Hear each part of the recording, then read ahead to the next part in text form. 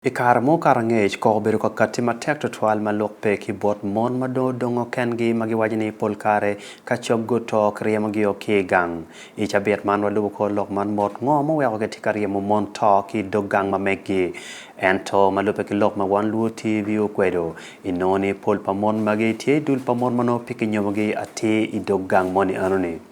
Ilok ki dano ma pat wapenyo dog dano ngo manyuroni Nyom mati o time kidong kito miro wot kwede ilok me war twero pamon mano ki weko gibene kilo tiano ma miro gen go gware wanen matute ma ai lo nge mo chunyo tiano matin ki bola choj pa wan luo TV man David Magere Ichabit mukaroni waneno ni mon mapegi giryemo-gi tutwale mon-too polkare gideno chan ka chogyoto pitien loke ni peno gityeko giryemo-gi ikabedo mano gengo gere nyogu nywali iye. Reverend Canon Ayela Okot Othnil Labeja Mati Vika me Christ Church ikanicha me Anglican nyoche me Chigulu City nywako kit malok me Nyom chake kwere Kao dore kid me kanicha me Anglican. Waka ire machere ka Nyom kanicha meri iri ke certificate. Kuweni kama kijari ni. Kado iri ke certificate ere ne ti kanicha dom neo. Kingiri da cho kidaho gober ka ko yo papat. Eto mano put pia kama kere kanicha donyi ikit me kuim kanicha miro ko ke tim ke no ma de ke pay luak par ba makira ke ni ban of marriage ka bod ga marriage mo ni ko at ki ke ni ja penye pesa tera ter ni ngeri ma wot pa ngeri ma ay ka ma ken man ngeri nyama ke dan ma ken man ma ay ka ma ken man ka lo ko mo ti ma ni ngeyo ma keo jari yo ni nyama wa cho wajo ki dek tiara dek beri sa tiara dek kadon ki kor ni no pere madon jomo dum pere ma pingat mo kati ci Nyom don ram taking place kero da no ram chara ka Nyom kanon lo we church of Uganda premier da ma ko do arne miro la diskani ja chier mo bari bi jama miro lu nyomario miro chaden diario kidong miro ngaro ba mi nyabo bala cho dana piche ke kana mi do edo bum bien dam tiki miri mi nyango mani ti me lu rem ware bi ngo di bino ti ka daro ire go bino ti daro do ngi chao Polkare jomo kene penyu wigi bene ni idini mechi lam kono nywe Islam Nyom mono wor ni ning ikari ma limo la dit madoro mosque nyo dini chilam I Acholi kulu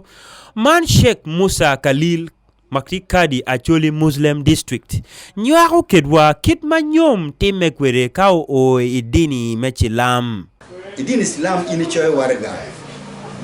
iberu kilo tu pin ka e charo tambolu tu chwa ni aka dogole pangadigi kuja dogole ne be eromo Nyom ye chiada warga gin choyo mi penyo pinyaho na bod won nyaho warga enuni ka won nyaho gamo won nyaho be mo megine iberu pin kiu megi anyaha kimin anyaha kage wai warga bino tika penyo nyani anga dogole munyo ngad munyo chi kadong chwak tie chi lo diru ni do ko wang warga ni ka go do wang warga ni ye dong tie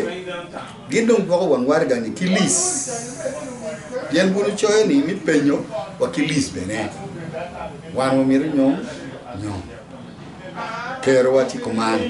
so donc famille penyago ene do vogo donc kilis mi Jami mamite pe Nyom ti joani cha donc beru do ngi kartaj makichoy ene ma famille ni ti makija famille penyago ene ye ka gid vogo wangware gadi donc gin vogo ki gina ngo magi miro kit mamiro Nyom kede famille chani donc kama gino chwa donc gin guerro ci donc gid vogo wai mi Jami ma wana ti kere kero ne ti kuman kai kero diang wen wana ti diang rio kai kero kuman ti kuman kono ke ken ni lim ma kilmoni mahar ene ni lim Nyom mana wajini Quran tienge ma ngwen isura ngwen Quran wajine meno limi enuni kibi chule bon nyaho ni chule bon nyaho kuman kadung ni na madung logo yupe wen lutu nyaho ke gin gi beni mago tere ta gino tere gin yobu champi wele kake oy gang Nyom gin mag timu ma pira tek to twale dini mesina hika kenyo la telega berutie donc la telega comme bilu ni chaden miro ke kwany ario chaden achiel ai sat panyaho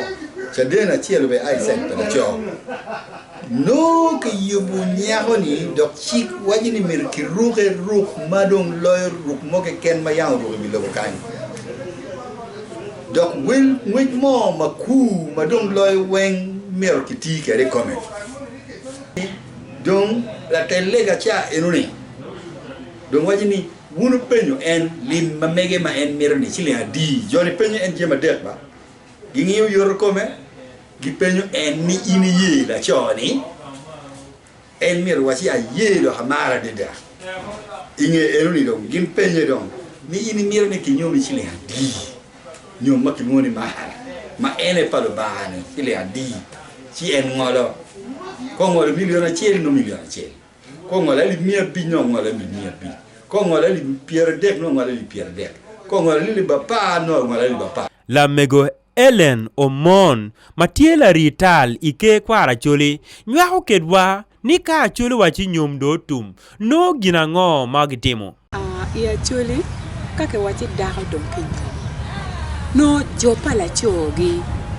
gutinge kilo gangi gujar gumuno I ot pamar aya muli ot pamar ni mokene tie kitero Jami mokene dong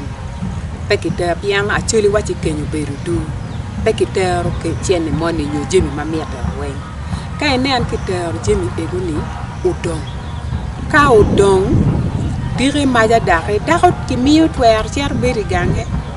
ka beri gange por kare moni iwinyo ki wachi ki cher ka chamo tian biang enuni ene dong cher ka tieku kenyo weng ma ki cher Acholi pian Acholi ka dong ini tero limi ki gamo lu pachogi gu chamo diang tian diang ini tio diang tuan diang cheli miyo bot jo pachogi nego diang enuni kenyo gi chamo ki kenyo ilok palu diro magi kono pe mete kono ni wa kong Nyom pongo ni pimano gangwe pong gi system ka mogo ni meno dong Nyom te me Ento Nyom beri winye kin la choki daw kilu nyorogi ke miyo mich malube kid mano chek tikwede e kom kare ni lok magi boy doge matut pi One World TV David Magere